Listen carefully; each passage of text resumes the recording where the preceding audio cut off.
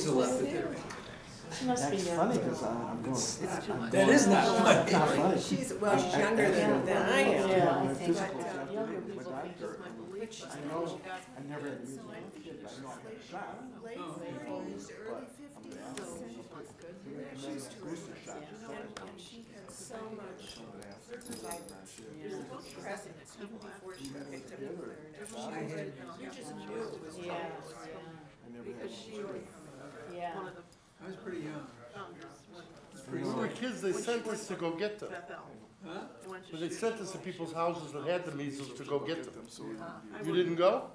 You can die from measles.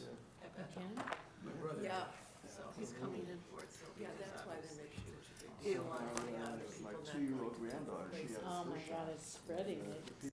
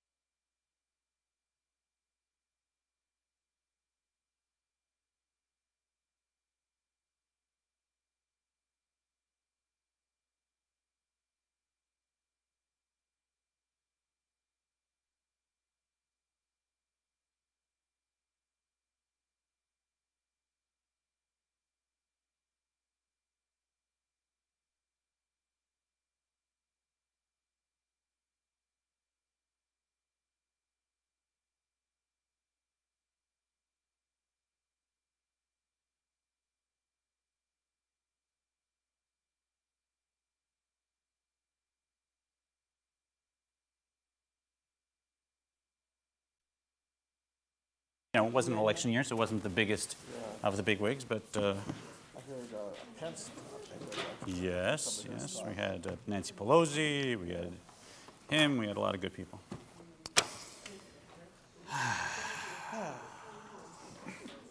Welcome back, everybody. Everybody's getting information about the classes when we are, we aren't. Everybody. So you knew there wasn't a class last week? Yeah. So you're getting information.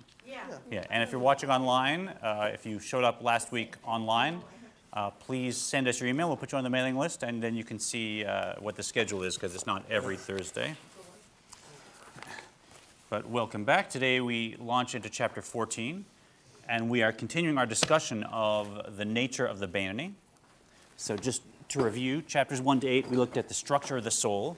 We should be quite familiar now with the idea of there being two souls, one that's self-centered and one that's other-centered, that the souls have qualities that are intrinsic to them, 3 intellectual and 7 emotional attributes that actually stem from the Ein Sof, and then 3 garments, thought, speech, and action. And each of the souls wants its attributes and its garments, thought, speech, and action, to be the only ones that express. And there's a battle going on, as we said. Well, the battle is later. And then we learned also about how that reflects in the world, that there is holiness, there is sitra achra, and then there is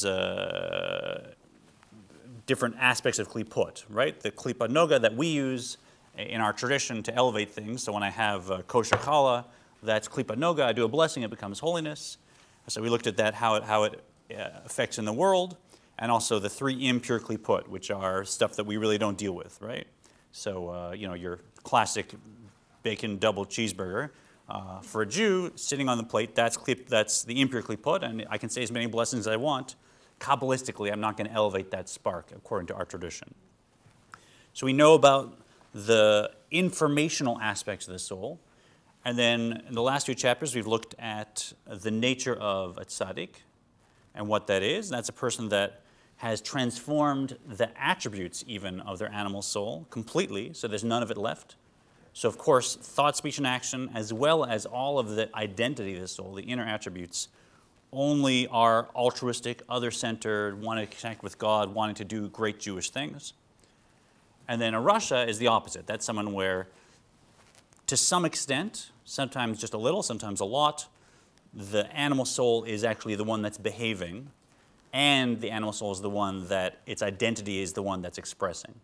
So we know that the animal in a Rasha, their attributes of the animal soul are active, and also they express in thought, speech, or action. And then we've been discussing the Beinoni, and the Beinoni is, it's an intermediate stage, but it's not an equilibrium kind of, well, it's an intermediate stage, but it's not in between, so to speak. It's very clear in one aspect, very clear in another, right? The Beinoni has not transformed their attributes, so the Beinoni on the inside is just like you and I, and has self-centered urges that happen all the time.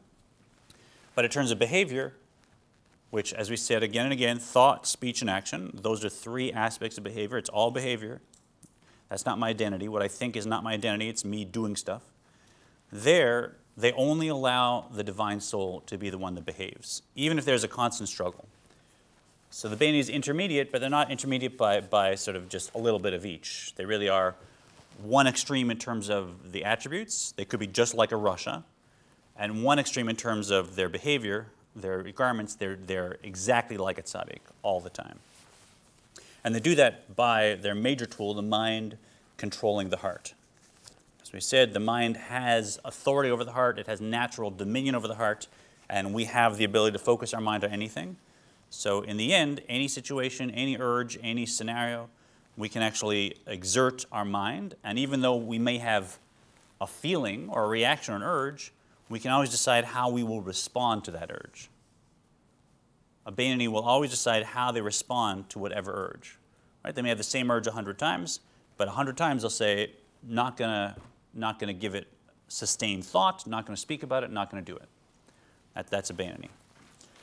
Right, in this chapter, we'll continue the conversation, and we'll look at a few of the questions that came up in the earlier chapters. And we'll start by kind of addressing, we've looked now at this idea of a tzaddik, that a tzaddik is really this very, very rare person, and that I may work my whole life and just never be able to achieve the state of a tzaddik. It's not something you can necessarily work towards. Tzaddikim are very few, a very rare individual, and you can work your whole life and forget about it, right? Don't be surprised that you can't be a tzaddik. Well, a Beinoni is also pretty lofty. Now that we've seen what a Beinoni is, someone that never pauses, never wastes 10 minutes without doing something productive, never has a thought that's negative, never gives up an opportunity to help someone else that's around them and guide them. It just has one brief moment of self-centeredness, or even could have one moment, right? If someone offered me $1 billion to eat this, would I do it? Right? So a Beinoni is also a very lofty individual. Maybe that's the same. Maybe I should also say, well, this book about being a Beinoni, it's giving us an aspirational goal, but really I can't be that. And what normal person could possibly exert that much self-control, right? So maybe a Beinoni is also like a tzaddik. It's only very few people can ever achieve it, and I should just do my best as a Rasha to be less and less of a Rasha, and that's the moral of our book. So this chapter comes along to say not at all, just the opposite. Although a tzaddik is outside of our reach, a Beinoni is something that everyone can do literally at every moment of their life they can do. Can you pass the chapter down, please? And then we're going to answer two questions. One is, what was with the redundancy? You know, the oath originally was, when we first come into a body, we're given an oath before the soul comes down, try to be a tzaddik and don't be a Rasha. Well, the Torah, which doesn't mince words or doesn't put extra words in, why this extra repetition? Obviously, if I'm a tzaddik, then I'm not going to be a Rasha. So the oath should just be, try to be a tzaddik, period. Try to be a tzaddik and not a Rasha. Of course, once I'm a tzaddik, I'm not a Rasha. So it's the same oath, right? So why was there that double oath? What is the added meaning that don't be a Rasha adds on? We also answered the question, if you remember, we raised Job's statement, you created tzaddikim, you created evil people, right? And so how could that be? If God created me to be righteous or wicked, then I have no free will, then what's the matter? What's the whole point of this, right? Are you really going to punish me when you created me to be wicked? You created this, right? Why am I to blame? So he'll answer that question as well of why it is that we can say God created righteous and wicked people. And then in the end, we get a very, very juicy piece that's very kind of out there, kabbalistic. We'll get to that when we get to it. And I'm going to try, I may jump over a few things in this chapter. It's a beautiful conversation, but I'm not sure we need to spend like 4 classes like we have the last 2 chapters, which are really like the heart and soul of the Beinoni, right? So we're on page 209 in the first volume of the Tanya. B'hinei midat ha-Beinoni hi midat kol adam ve'achareha kol adam yimshoch. Go ahead. Now the rank of Beinoni is one that is attainable by every man. Each person should strive after it if he has not yet attained it, and should not think it beyond his reach. So this is just very clear. Although the tzaddik is beyond our reach, and that's something that only rare people can attain, we should aim at it as an aspirational goal. We should try and emulate it in ways we can, but don't be surprised if that's not the level of your soul. With the Beinoni, just the opposite. Every single person, it's attainable to every single person, and everyone should actually try to attain it. You can shut the door if you'd like. Hi, guys. Shekol adam yachol liot Beinoni b'chol et v'chol sha'at.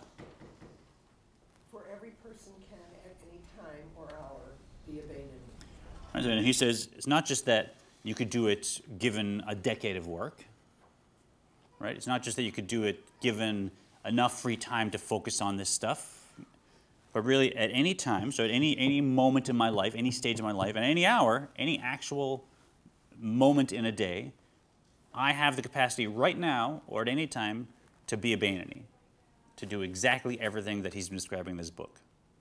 Right? So not only is it something that is attainable, and I shouldn't think it's that's something that's above my pay grade, it's attainable now And at every point in the past, at every point in the future, no matter when in my life, when I'm working like crazy and busy, when I'm healthy, when I'm not healthy, God forbid, whatever's going on, I can be a Beinoni at that time.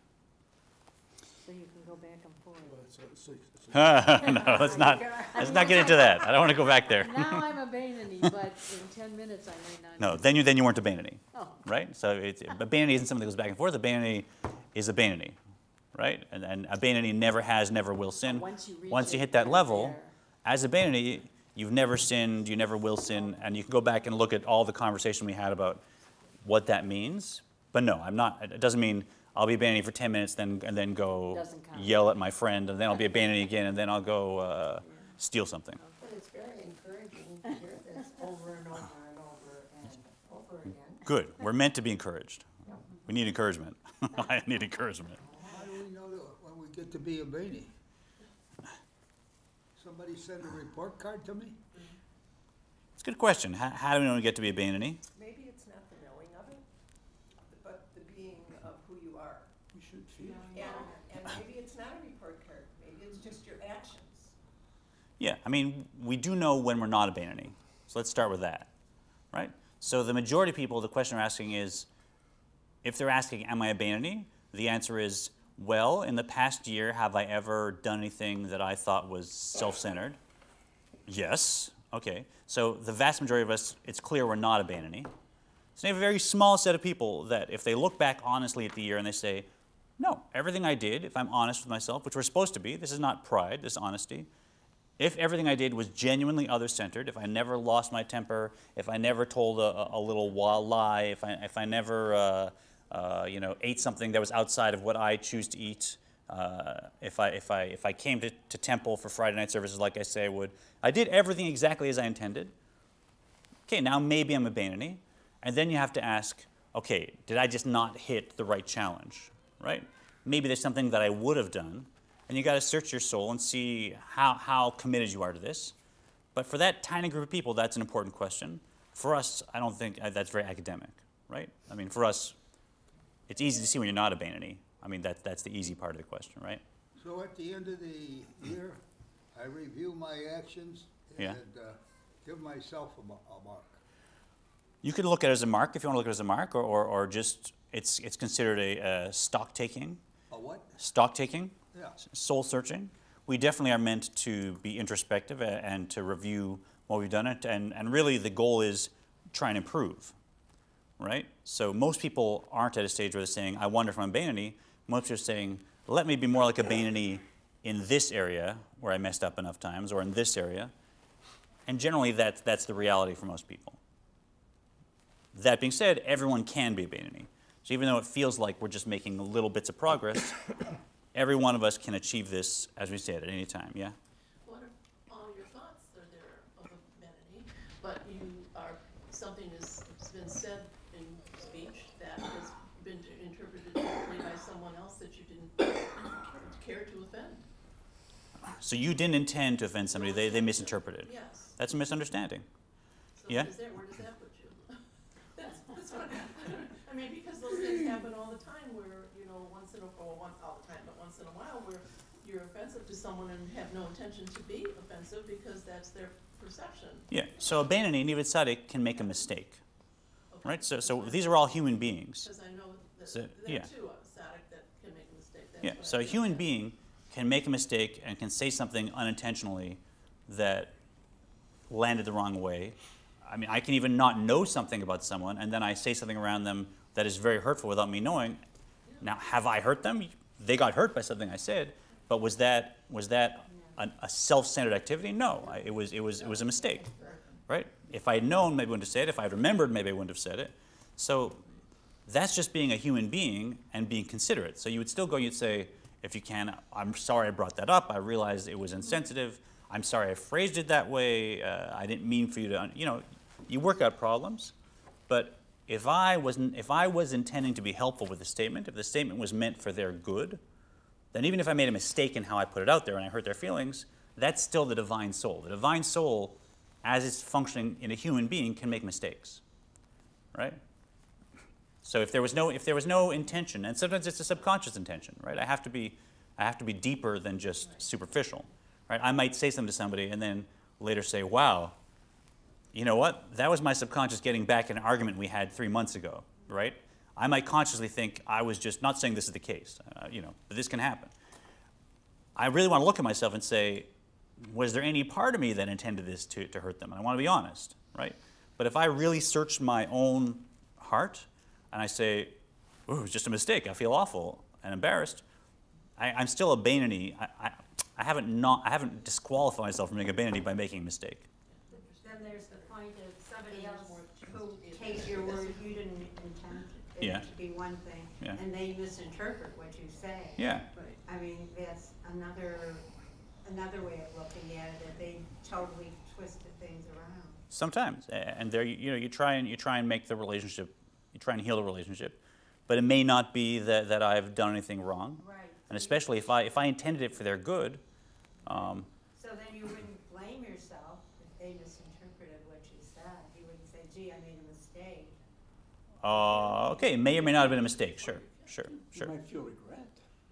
Yeah. I mean, when I hurt someone's feelings, I feel regret, even if it wasn't even my mistake. And when someone misunderstands how I'm putting it out there, you know, at some level, maybe I could have expressed it in a way that they couldn't misunderstand, right? Maybe I could have been extra clear. I don't know. But you're talking about individual human situations. Each one's unique. Yeah. So your intentions are very significant. Your intentions are just about everything. Yeah. I mean, think about parenting. You can decide it's the best thing for this child to really give them a scolding and talk to them harshly and tell them exactly what the nature of their actions were. And maybe that's the very best parenting choice. And maybe you're wrong, and you're gonna throw your child into a worse spiral, and you're really harming them, right? You may have messed up as a parent.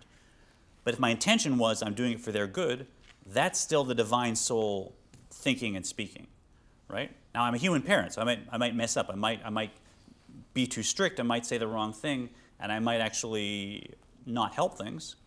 But as long as I am doing it for their benefit, that is the divine soul functioning. And I mean consciously, subconsciously, intellectually, emotionally, for their benefit on every level, right?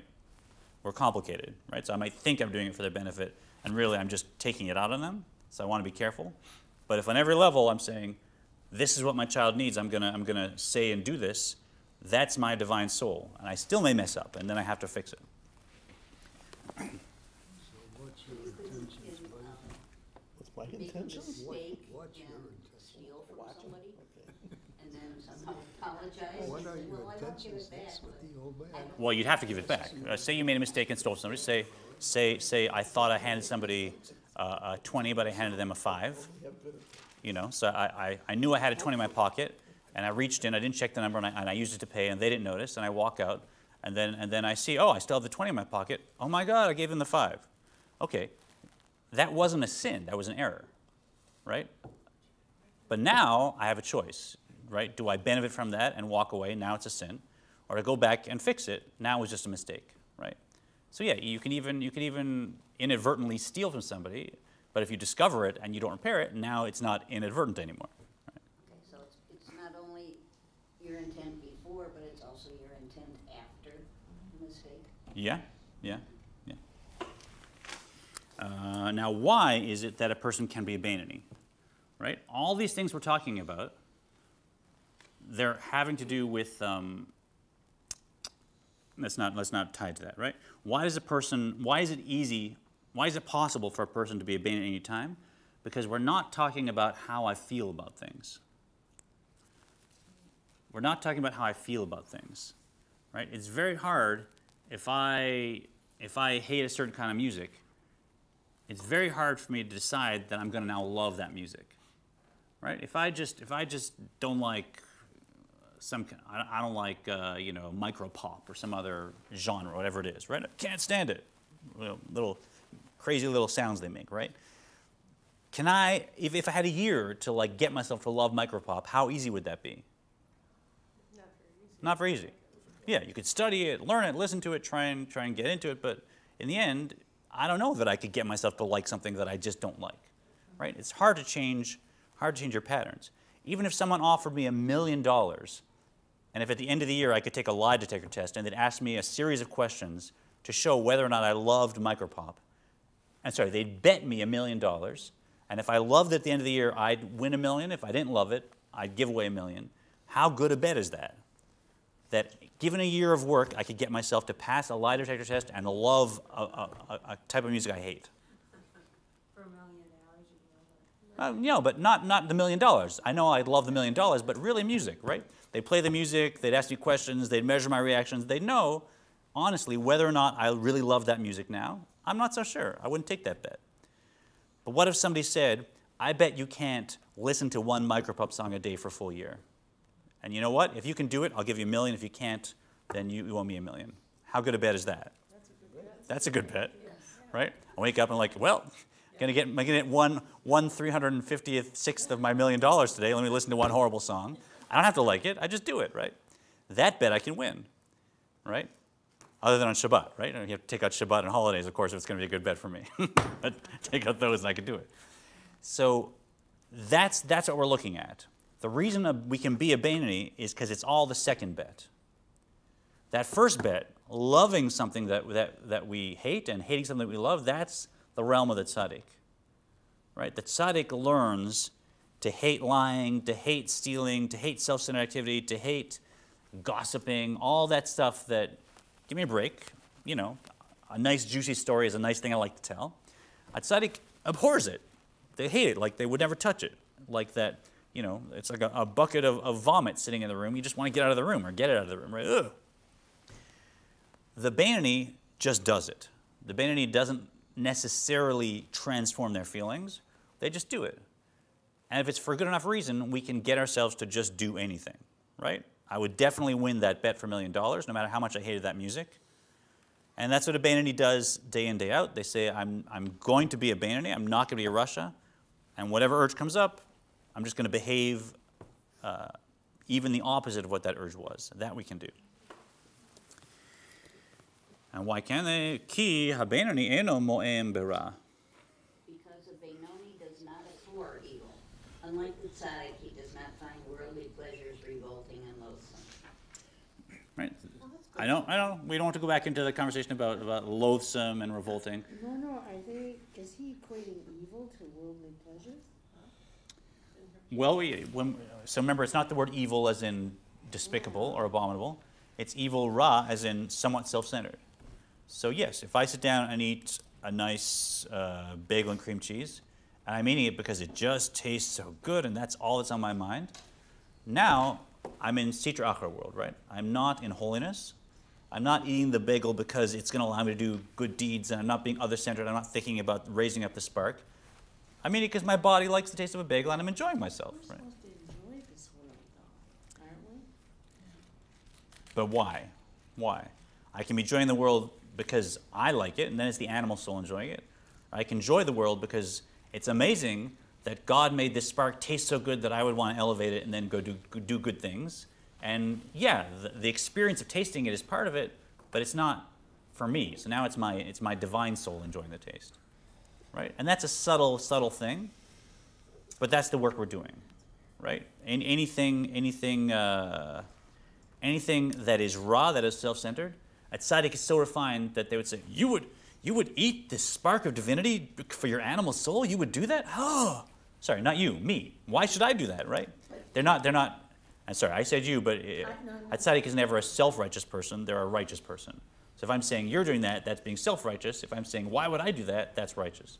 But if you enjoy the things of the world Yeah. and they make you feel good, then you have a whole different outlook on how you act and treat others and regard the world. Good. And if that's the reason you're doing it, because I'm eating this because I enjoy it and it gets me in a better mood and now I can be better to people around me, now that's the divine soul thinking and eating, right?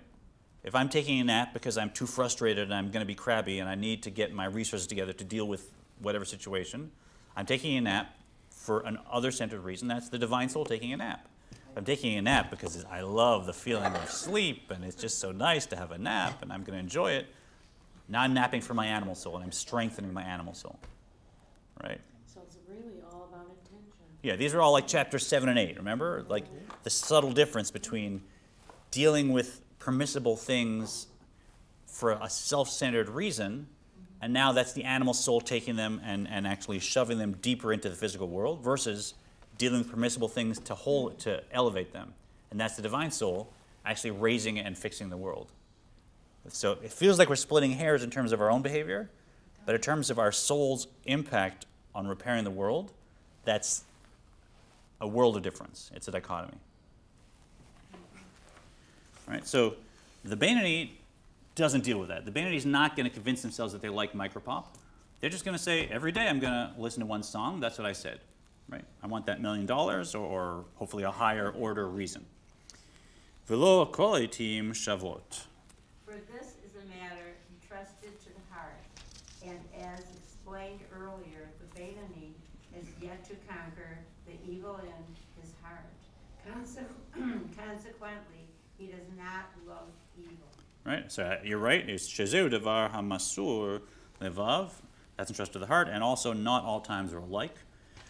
So we've heard that a Beinoni does have moments where they really do overwhelm the left side of the heart, and the divine soul's emotions actually cause the animal soul's emotions to be dormant.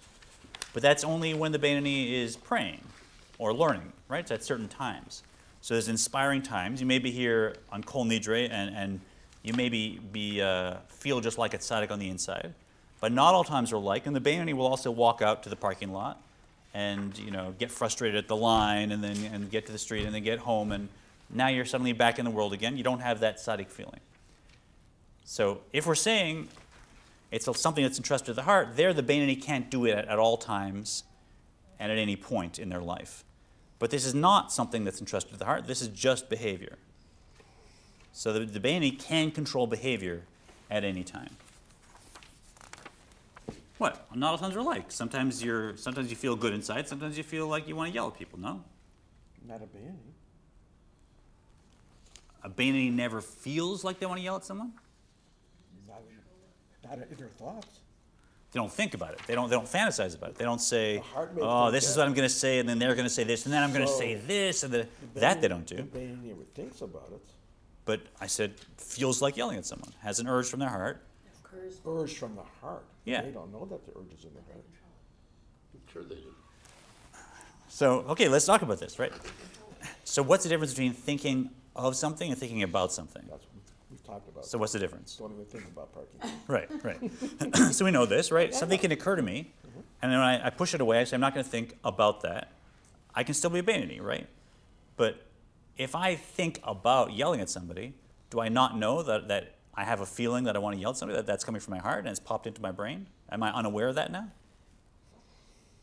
I'm not debating. I'm just trying to clarify. I don't know. You don't know? I don't. Causes a conflict. When something occurs to me, Yeah. it's like, oh, I'd like to, and you fill in the blank, right? Now I'm aware that's something that I'm thinking, and the thought came from a feeling that I'm aware I have, and the Beinoni, that can happen all the time. So yeah, of course, the Beinoni can have the feeling, and that's the struggle, because their animal soul's right in there giving them feelings. They can have the feeling that they want to, say, yell at somebody, and it can even occur to them, well, I should really call, and then they stop, right? And they're still a Beinoni. If they're a Beinoni, they're still a Beinoni. They didn't stop. sin because, If they stop. yeah, they're not responsible for what pops into their head. They're not responsible for what their animal soul decides it wants to do. It has feelings. They're responsible for what they consciously think about. And if they go the next 5 seconds and start to imagine that conversation, now that's their choice, that's their behavior. Now they're a rush like me, right? But it's not. They know that they have that urge. This is not like the tzaddik where it's like hidden and it's dormant and it's all that. That's a tzaddik. We've had this discussion before. Yeah, yeah. Does that answer your question? Okay. It's a feisty day. Today's like, what if I steal inadvertently, and what if the person misunderstands me? I like this. What if I kill by mistake? Yeah. What if you did? I mean, in the army, I'm sure, God forbid, but yeah. Right. Your axe handle falls off and hits somebody. There you go. It's in the door. Ela sumera v'setov dahinu b'foal mamash b'maseh dibur machashava. Rather, Also, not all times are alike. No. There are No. times such No. as it's good. Fine. She can read. Okay, That's that's fine. Would a Beinoni ever splash a bug? is only to turn away from evil Right? So that is the hallmark of the Beinoni, right? The garments, thought, speech, and action, sustained thought. That is where they are exactly like a tzaddik. Would a Beinoni ever kill a bug? On purpose? I mean, you got to get to halacha now, right? So these questions can become complicated. What, is the bug gonna kill you? Any point, a bug like a malaria-infested mosquito, you can kill, I believe, even on Shabbat, because it's a threat to your life, right? Obviously, enjoying, taking a magnifying glass and burning the ant and torturing it.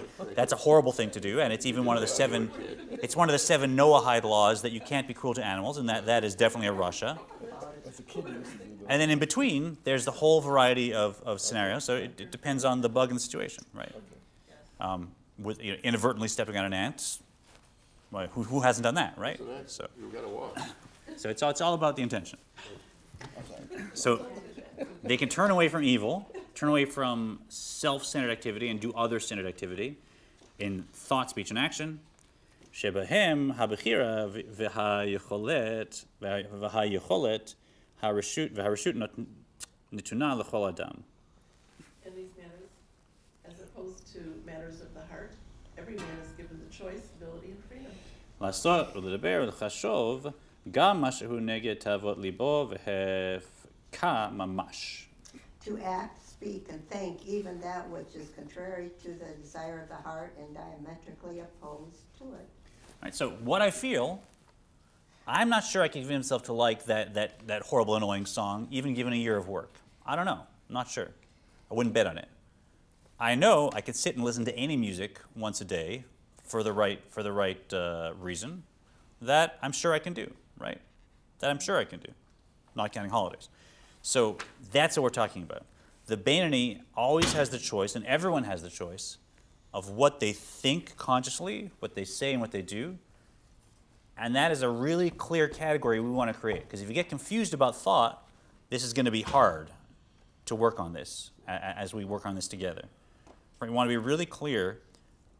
This is a change, perhaps. I'm taking thought, conscious thought, I'm putting it in the category of behavior, and I'm making that a clear category. And once you do that, if you do reinforce it enough, and you start to perceive thought as behavior, you will experience it as behavior, and you will have freedom over what you think, right? Because the way we define something, it actually we have that experience, right? Label often says, when he was here, he said, if you think of anger as a balloon that's blowing up inside you that may pop, then you will experience anger as something you need to vent, or that could pop and blow over everything around you. That's how you will experience it, because that's how you are projecting it in your mind over and over again. You've created that metaphor for it. If you see anger as we see it in Kabbalah, as simply a dysfunctional flow, a dysfunctional byproduct of my midot, of my emotional sefirot, there's no balloon. It's not stored up. It's not going to pop. I don't have to vent it. I don't want that dysfunctional flow to happen. Now I will experience differently. There's no balloon inside me, right? Every time I don't express anger, I'm actually reinforcing a better flow of the midot, and that is always a productive thing to do. There's no balloon. And given enough time, and reinforcing that, you will experience anger differently. Same thing with thought. It's very important, if you want to start to use the mind to control the heart, that you do establish those monologues that go on in there, that's all behavior. I want to firmly put it in that category, that it is behavior, and that I have complete free will over what I think about. Not of, but about. So it's the hard work we have to do. Yeah, it's work. It's work, right?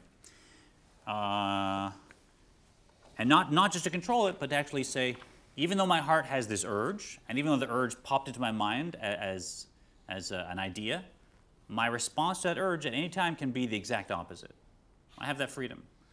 There's nothing that could occur to me, there's no amount of energy emotionally that the animal soul could throw at me that I can't say, okay, but I'm going to do the exact opposite, because that's just behavior. I don't have to want to do the exact opposite, right? Yeah? You know, I'm thinking, you hear some people say, not me, of course, it's like, I couldn't help myself, I had to say it. Right. So I think that's a really good example of, boy, not everything that comes in has to go out. Yeah, and if I say it enough times, I will start to experience that. I will think that that's true, that I can't help myself. That given a certain trigger, I will just say certain stuff, and really it's not my fault, it's their fault, isn't it, right? And that reinforces it that, well, clearly I don't have control, and why are they always triggering me, and what else do they expect, right? So, yeah, if it's true about thought, it's even more true about speech, where we all know I can just keep my mouth shut, right? I mean, at the very least, I could just not say something that I decide to say anything I say. So I know people put that out there, and you want to be even more clear about speech, that speech is definitely behavior, definitely a choice, always. Yeah, good point. Could you repeat what Label said about anger? Not the balloon part, but the behavioral part. Right, so anger is a dysfunctional flow of midot. It's not a natural emotion. It's not something that we want to balance. And when every time I have the urge to be angry, every time I circumvent that with whatever strategy, I'm reinforcing a positive flow of the midot, and I'm simply not producing a negative byproduct, that's all. Yeah, yeah. So every time I do it, it's actually another step in the better direction, and there's less chance that I'll do it in the future. And there's never a reason to vent or any of that stuff. What happens when we react to what our friend Hitler did to our co-religionists? What happens to us? Yeah, so I mean, let's stick with 99% of life that we experience. I mean, that's where we're doing our work. You know, one can always bring in the real horrible, outlying, unimaginable tragedies, and there's no answer for that, right? But don't I have the right to be angry about that? I'm not gonna say someone doesn't have the right to be angry at that, right? I mean, that's something that no one understands, and obviously, especially a victim of that, or someone close to a victim of that, you know, who can say you can't be angry about that, right? So I'm dealing mostly with the nuts and bolts of life, because 99% of the times I get angry, it's not at Hitler for the Holocaust, it's somebody pushed in line in front of me, right? And that I'm very comfortable saying I should never express anger based on any of that stuff. Speech and action are much easier to control Oh yeah, than the yeah. thought. So the whole key is the thought. Thought is the control room. Thought is the control. Yeah, yeah. כי גם בשעה שהלב חומד ומתהווה איזו תאווה גשמית בהיתר או באיסור חס ושלום. For even when one's heart craves and desires of material pleasure, whether permitted, in which case it is only the lustful nature of the desire that is evil, instead of desiring the pleasure for the sake of heaven as he should, he seeks self-gratification. Or whether God forbid, he desires that which is forbidden, and the desire is intrinsically evil, whatever sort of craving it is. That's a little distinction he makes here. I might want to steal a beautiful ring that I saw in a store, and that's clearly completely self-centered and illegal and immoral and halakhically forbidden, and it's evil. I shouldn't steal. Or I might want to buy a nice watch because I like the feeling of it, right? And I'm buying it because it props up my ego, and I want to feel good myself. It's just a self-centered craving, and I want that watch for me, not for some other centered reason. Two very different experiences. But from our definition of is it the animal soul or divine soul behaving, that's all the animal soul, it's all sitra achra, right? Mm-hmm. Don't kid myself. If I'm buying the watch because I feel like shopping and I want to have a nice watch, so I feel like I'm a special person. That's just a worldly pleasure, right? And it's the animal soul that wants that watch or that whatever. So you can always control the sitra achra. Is that what we're saying? You can. It's not that you're controlling the Yetzer Hara. The Sitra Achra is that category of the universe which is not holiness, not nullified to God. Mm-hmm. So you're not so much controlling the Sitra Achra, you're interacting with the Sitra Achra. What you're controlling is terminology. You're controlling your Yetzer Hara. Sorry, you're not even controlling your Yetzer Hara. You're controlling your response, your behavior to the Yetzer Hara, right? But the Yetzer Hara is a separate thing, yes? Separate from Everything. Yetzer Hara is... I'm sorry, Sitra Achra. Sitra Achra is something that is separate, exactly. Sitra Achra sees itself as having existence. It's not nullified in holiness. and yet it has a spark of holiness hidden within it, so it can be elevated to holiness. And the three, and within the Sitra Achra, I gave the definition of Klipa Noga. Sitra Achra is just the whole other side. Yeah, you're right. Sitra Achra is everything that thinks it has existence, anything that's not subsumed in holiness. So the Sitra Achra is all just anything that's not holiness. Never mind the spark of holiness in it. כי גם בשעה שהלב חומד, we did that, יכול להתגבר ולהסיח דתו ממנה לגמרי באמרו לליבו. He can conquer this desire and divert his attention from it altogether by declaring to himself, saying to his heart as follows. Okay, so we've heard now over and over that we can all do this. We can be a Beinoni at any time. Everyone must try to become a Beinoni if they can't be a tzaddik, etc. But how do I do it? So we have one tool. The mind controls the heart. We're now aware that I can direct my mind really to the opposite of any urge that I have, and my mind, in the end, will be able to create behavior that can be the opposite of what the animal soul is doing in my heart. But now we're going to get some specific strategies in the form of meditations. And much of the rest of the book is a series of very useful, very carefully created, and very inspiring meditations. So just a little word about what a Jewish meditation is in this context. Many of us may have encountered meditation in Eastern styles where the format is very, very specific and controlled postures, specific and controlled breathing, and techniques that empty the mind, such as mantras, which are specifically have no meaning in them. They're there to empty the mind and leave the mind empty. Jewish meditation typically avoids most of those, right? Generally, you want to just sit or lie in a comfortable position. You don't need to, there's no particular postures that we take on. Label does suggest that you don't actually cross your arms or your legs. So don't meditate like this, because that sort of blocks energy. Okay, yeah, that's a little more subtle. Yeah. Although this is a position of prayer. So this is actually a halakhic position of prayer. But generally, you don't want to sit in like one of these lotus positions. That's not considered good for energetic reasons. But other than that, just sit in a comfortable chair. That's what we do. As well, the breathing. If you have labels. Materials, if anyone's gotten his series on meditation, he has a whole system of meditation which does include relaxed, call it controlled breathing perhaps. And it's good to actually slow your breathing down and recognize the four aspects of breath and let them kind of even out. And it's good to open up sort of a wisdom gateway in the breath that you want to do. But we generally don't then go far beyond that and create very, very complex systems of breathing with the nose and with all that stuff. And so again, we leave it pretty simple. But you don't want the breathing to be like shallow, nervous breathing, obviously.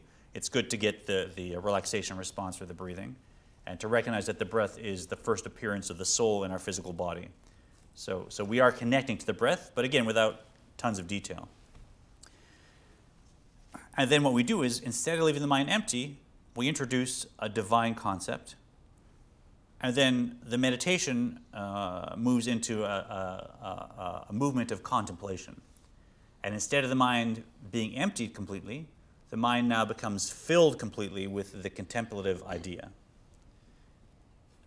And another difference is, rather than trying to reach a state of nirvana, or trying to reach a state of constant enlightenment, where I'm just not even in the physical world anymore, which is, to simplify it, that's, we talk about the goal of attaining the state of, being like a Buddha is just where I'm in the physical world, but I'm not even seeing the physical world. It's just all spiritual light. We don't really, in Judaism, want that to be our constant state as a normal person, right? We meditate in order to affect physical reality. So we take a contemplative idea, and we want that to move down, call it in the direction of the physical, to affect my emotions. And then for the emotions, it should move down, it should affect my behavior. And for my behavior, it should move down again and affect the world around me. So the whole reason we're meditating in Judaism is not to elevate myself, but to actually now connect spirituality to the world and elevate the world around me. So that's why, whereas in Eastern meditation, you're often looking at positions and systems of breathing to clear the mind completely and eventually create a transcendental state all the time. In Judaism, you're looking at clearing the mind to introduce a contemplative topic, to now redirect my emotions, thought, speech, and action, to now elevate the physical world around me. But to do that, I have to be in the physical world. I still need to be eating challah and having conversations. I don't want to have constant transcendence. So the shape of meditation for us is more like this. You do have moments of spirituality, then you bring them down through your emotions, through your behaviors, and you actually elevate the world again and have another moment of spirituality. And that's the shape of meditation in Judaism. And also, I think from what you said before, is that it's not all about you, it's all about outwardly. Yeah, that's another difference. That's the other big difference. Yeah. And also, that is where you pray to be able to bring down, the up and down, bringing down from above. Yeah, so, I'm sure a practitioner of Eastern meditation would say, well, in the end, it's not about you also, and I'm sure there's ways of doing that. Right. But certainly it's easy when you have this idea, I want to be enlightened. Well, how hard is it for me to say, well, now that's my new self-centered drive is I want to be enlightened. I want to be, I want to feel good about myself because I'm enlightened. I want other people to respect me because I'm enlightened. It's pretty easy to go down that path. You can also go down that path in Jewish meditation. I can say, I want to fix the world. Look how much of the world I've fixed. I'm elevating sparks. Look how great I am. So, that balance is always there to look out for. But it may be that the Jewish system of meditation, where you're really doing it in order to help people around you, it's a little easier to avoid that pitfall. But it's always there. So these meditations, the first one is one that is actually, we're getting a taste of the short-long path. Right? Remember, there's two systems that we're going to be introduced to here, the long-short path and short-long path. So this is, in brief, the short-long path. And we're going to look at it starting in chapter 18, I believe. We're going to spend about 6 chapters looking very deeply at this particular meditation. But he's introducing it to us now so we can start to get a sense of it as the tool and get the basic concepts. So let's read it first inside. So when I'm in the situation and I have that urge to whatever, this is the monologue that I can use in the situation, and this is the meditation I can use to strengthen the power of that tool. Eineni rotze liot rasha afilu sha'achat. Where are we at? Yeah. Is it? I forgot who's reading. I'm reading. I do not want to be a rasha, succumbing to the blandishments of the animal soul, even for a moment. And then blandishments, I like that word, eh? Blandish, like the schmutz, right? Schmutz. So you say, I would say to myself, schmutz. whether I'm meditating on this or whether it's actually now something I'm using in real life or in activities and interactions, I don't want to be a rasha for one moment. Ki eineni rotze liot muvdal v'nifrad chas v'shalom me'Hashem echad b'shum ofen k'tiv avonotechem mavdilim v'gomer. Because under no circumstances do I want to be parted and severed, heaven forbid, from the one God, as it is written, your iniquities separate you from God. By reflecting that sin that separates one from God, one will conclude that he does not wish to be a rasha, since he will thereby sever his bond with him. In this way, one can always turn away from evil and refrain from sin, although his heart craves it. Similarly, in order for one to do good and actively perform the mitzvot, he should declare to himself. Right, now why is this so powerful? I don't want to be separate from God, right? Why is it so powerful? There's another piece he gets to, which is that I want to meditate on the reality that throughout history there have been many, many illiterate, not knowledgeable, even not practicing Jews who have sacrificed their lives when push came to shove and someone said, bow down to this idol, or I'm gonna put this spear through your heart. Right? And it's not just, we know this from history, this is a phenomenon that's common in Judaism. It's not just the elite, the very righteous, the very knowledgeable that sacrifice their lives. Like in many religions that does happen. You'd expect someone that dedicates their whole life, when push comes to shove and someone says, bow down to this idol, or God forbid, rape this person, or do something that completely separates you from your religion, A completely committed person might say, no, you'll have to kill me, but I won't do it, right? But why would a person that lived their whole life kind of not really taking it seriously and not really learning about it, not really connected to it, why on earth would they give up their life to not do it? And yet we see all the time, even in Israel's wars, there's well-known stories of, there was this one Jewish person in Israel who, was really, and it's a good thing, friends with the Arab community around him, great thing, but in the end drifted from Judaism, didn't consider himself Jewish, and was more part of that community's village. And when a pogrom was happening, and a group of kind of the local folks were going around looking for Jews to kill, which was happening, in the early days of the state, they found him sitting with his buddies playing cards, and they came in and they dragged him out to kill him. And his friend said, no, he's not Jewish. He's one of us, to save his life. And they said, okay, and they left him alone and went out. And this guy went out and ran back out and said, no, I am Jewish, and they killed him. And we see this all the time, that it's not just the elite, it's not just the people that have spent their lives connecting to it that will sacrifice their lives. Somehow in our tradition, there's something that happens when someone says, bow down to this idol, and their soul says, wow, even though I didn't live my whole life thinking this is important, there's something at my core that knows it's going to be separated from its own identity if I do this, and I actually can't. I can't separate myself from my deepest identity, even to the point of giving up my life. And something awakens and something emerges that allows any Jew to give up their life rather than be separated from God. Does that benefit the community? I don't know. I don't know if it does. But all we're talking about now is I want to use that spiritual fact that may be so deeply buried within me, it may not be conscious at all. I want to use that as a tool to affect my behavior in the mundane push and pull of life. Because if I don't know that's real, I can go ahead, live my life thinking, okay, I can have no connection to Judaism and God, and that's it. That's the end of it. But if I realize that buried under all those levels of my sort of consciously articulated self, there's actually this core of my soul that would give its life up rather than be separated, whoa, that's a new reality. Because isn't it easier to not eat the bacon double cheeseburger than to give up my life? Right? Isn't it easier to not say that thing than to not give up my life? These are much easier choices. So if I would give up my life to not be separated, okay, so now I don't have to do that today. All I have to do is keep my mouth shut, right? So this is a meditation where we're sourcing an identity level energy that we may not be aware of necessarily, and we're using it now to actually learn to guide our day-to-day behavior. And we're basically taking that line where we know somewhere in our soul we would give up our life to not be separated, and we're just moving that line now to encompass anything else that we'd like to also do.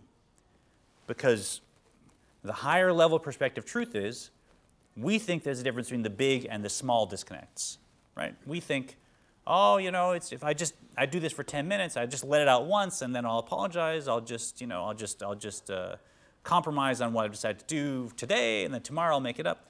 We think we're in time, and we think, well, what's the big deal? It's just a little bit. But from our soul's perspective, all these moments are actually infinite moments. They're all there with infinite potential, and they're all always there in the spiritual. In the spiritual, something's not limited because it's time. And also, even more esoterically, from the perspective of God, none of this has any reality, none of this exists, and the big things and the small things all collapse and they're exactly the same. So I think, wow, I can hold this piece of paper. How much energy does it have? It's much smaller than the whole universe, right?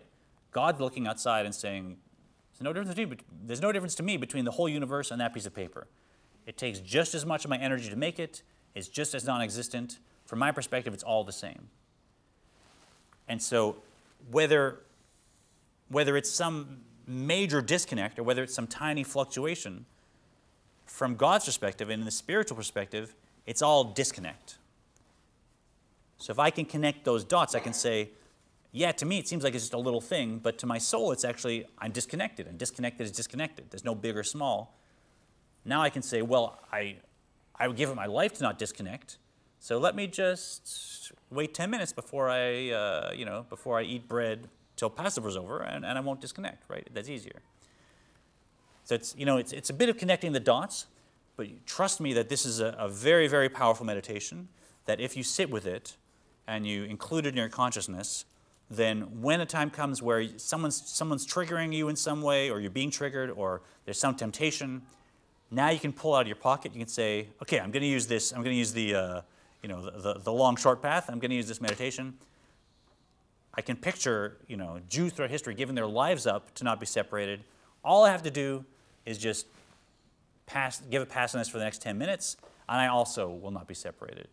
And you'll find an inner source emerges that you may not have been aware of, that will allow you to control your thought, speech, and action much more effectively. Let's hear it from inside. רק אני רוצה לדווקא בו נפשי ורוחי ונשמתי, בהתלבשן בשלושה לבושיו יתברך. I desire instead to unite my nefesh, ruach, and neshama with God through investing them in God's three garments, שהם מעשה דיבור מחשבה בשם בתורתו ומצוותיו. Namely, action, speech, and thought dedicated to God, His Torah, and His commandments. These are called His, God's, three garments because they lend expression to His wisdom, Torah, and will, mitzvot, which are one with God Himself. Right, so here's an added bonus, is that when I do this meditation is actually a piece of Torah. Right? So it's not just that I'm now doing meditation that will allow me to not behave inappropriately. I'm on the positive side. I'm actually allowing my garment of thought to now be the divine soul's garments of thought. Right? And we know all the power that we've said comes to this. Once that light floods in, and once the light of the Ein Sof is in my consciousness, now the darkness, it just vanishes. Right? So this is hardly just an even playing field. Once I've engaged in a meditation like this, not only have I interrupted the urge, not only have I connected with a source power of my soul that will allow me to overcome any obstacle, but also, on the positive side, I'm connecting my garment of thought with I call it a Torah garment of thought, and that now is the divine soul, right? Very hard, it's much harder to be contemplating that I, as a Jew, would give up my life to not bow down to an idol, and still be as self-centered as it was when I was thinking about eating that thing or saying that thing or doing that thing.